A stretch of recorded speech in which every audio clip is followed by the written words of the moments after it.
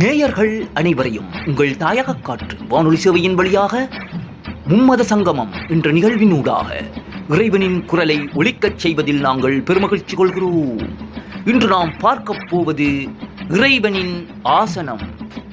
இந்த இறைவனின் ஆசனம் எல்லா மதங்களிலும் அவர்களின் இறைவன் அமர்ந்திருக்கும் இடமாக சொல்லப்படுவது.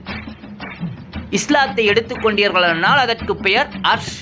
அர்ஷில் அமர்ந்திருக்கக்கூடிய இறைவன். இந்த எல்லாவற்றையும் படைத்து முடித்ததுக்கு அப்புறம் இறைவன் அர்ஷின் மேல் அமர்ந்தான் அப்படின்னு சொல்லி இருக்கும். திருமறை குர்ஆன்ல அல்லாஹ் சொல்ற வசனம்.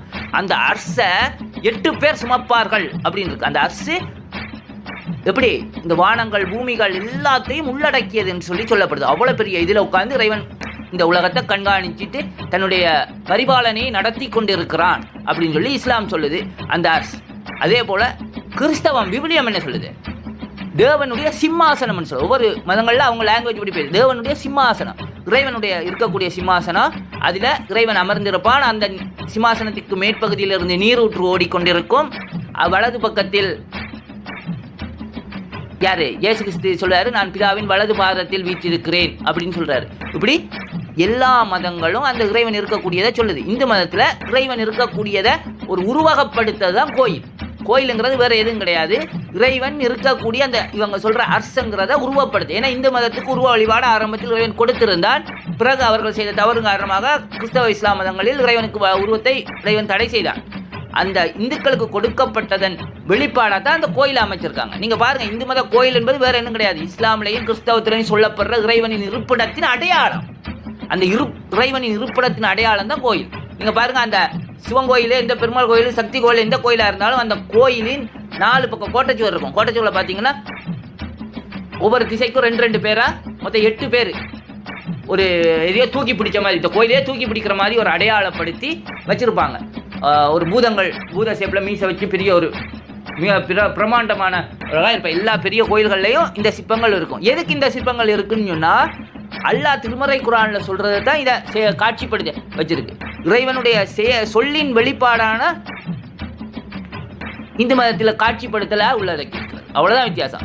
கிறிஸ்தவ இஸ்லாமியத்தில் சொல்லப்படுவது இந்து மதத்தில் காட்சிப்படுத்தலா இருக்கிறது. இந்த ரெண்டையும் உணர்ந்து கொண்டாதான் ஒன்று படிக்கிறது, இன்னொன்று தியரி படிக்கிறது, இன்னொன்று சொல்லி பிராக்டிக்கல் மாதிரி தான் இந்து மதம்.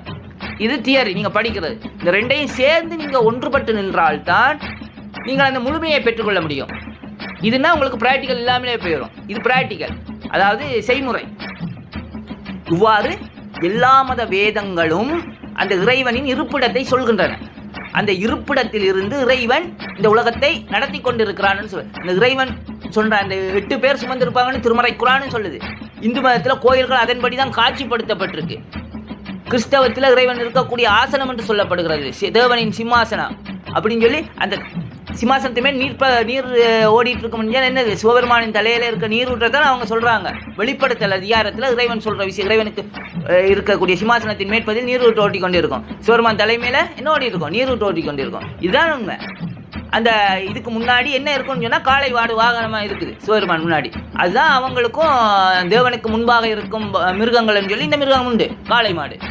அப்படி எல்லாத்தையுமே எல்லா மத வேதங்களையுமே இறைவன் ஒன்றுபடுத்துவதற்காகத்தான் இந்த விஷயங்களை உங்களுக்கு சொல்றான். ஏன்னா இறுதி காலமாயிட்டு, இறுதி வேதமா திருமறை குர்ஆன் அருளப்பட்டாச்சு. இப்போ எல்லா அருளின வேதங்களை ஒன்றுபடுத்தணும் இல்லை. அந்த வேலைக்கு தான் இறைவன் இந்த மும்மத சங்கமன் நிகழ்வின் மூலம் உங்களுக்கு இந்த இறைவனின் குரலாய் இதை ஒழிக்கிறான். இதை நீங்கள் அறிந்து கொள்ளணும். ஏன்னு சொன்னா அதற்கான அடையாளம் அங்கே என்னென்ன சொல்லியிருக்கோ அதை இந்து மத கோயில்ல நீங்க பார்த்துக்கலாம். அதுல என்ன சொல்லியிருக்குன்னு சொல்லலாம். அல்லாஹ் உங்களுக்கும் உங்கள் இதயத்துக்கும் இடையில் நிச்சயமாக இருக்கிறான்னு சொல்லுது. அதைத்தான் இந்து மதம் சொல்லுது. உங்களுக்குள்ளதான் இறைவன் இருக்கிறான், உங்களுக்குள்ள இருக்கிறான் இறைவன் சொல்லுது.